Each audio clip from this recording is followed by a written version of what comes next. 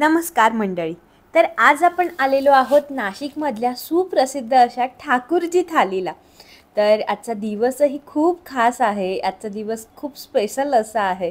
तर आज आहे व्याही भोजन केळवण.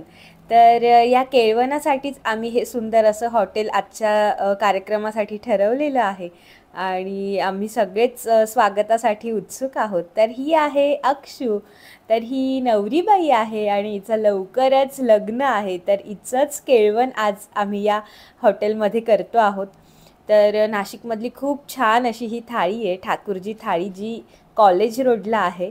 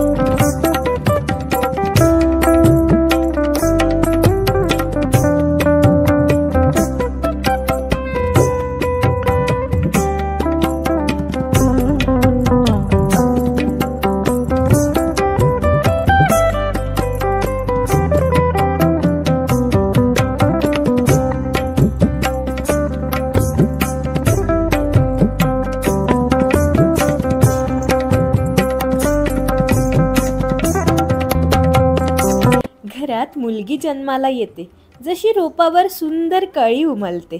घराला त्या घरीपण येते, जसे कळीने त्या रोपाचे सौंदर्यच खुलते. वेळ येते तिला दुसऱ्याच्या स्वाधीन करायची, तेव्हा मात्र बापाचे काळीच धडधडते. आयुष्यात जोडीदार गरजेचा असतो असे तिला समजवायचे आणि आपल्या डोळ्यातले अश्रू मात्र लपवायचे.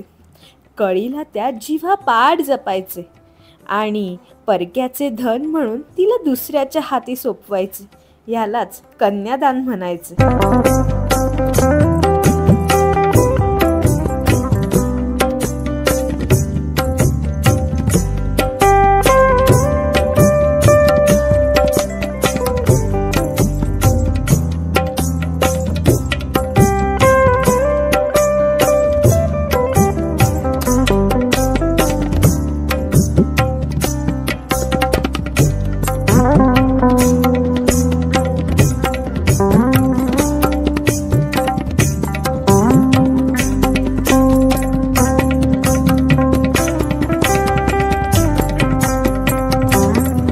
आयुष्यभर कष्ट करतो, झेलतो उन्हाचा शेक, कारण तिचं लग्न थाटात व्हावं, सुखी राहावी त्याची लाडकी लेक.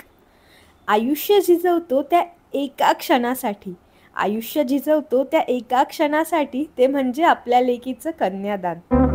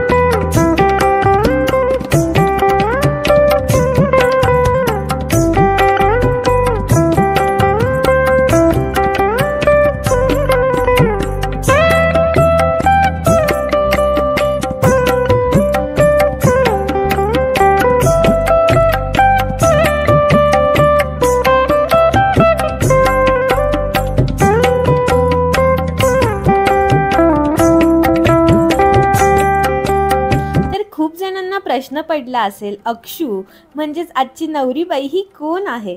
तर अक्षू ही साक्षी वहिनींची मावस बहीण आहे. ती निफाडला राहते आणि ती खूप खूप गोड आहे. पूर्वीपासूनच लग्न ठरल्यावर केळवणाला जाण्याची पद्धत आहे. व्याह्यांकडे जाऊन मानपान घेणं, लग्नपत्रिका देणं, तसेच नवरीच्या आवडीच्या छान छान वस्तू बनवणं, पदार्थ खाऊ घालणं, यामुळे नवरी खूप खुश होते आणि आपापसातील प्रेमसंबंध, नातेसंबंधही वाढतात. मित्राने थोड्या वेळासाठी गाडी मागितली तरी आपला जीव खालीवर होतो आणि तो बाप लहानपणापासून जपलेली बाहुली दुसऱ्याला देऊन टाकतो.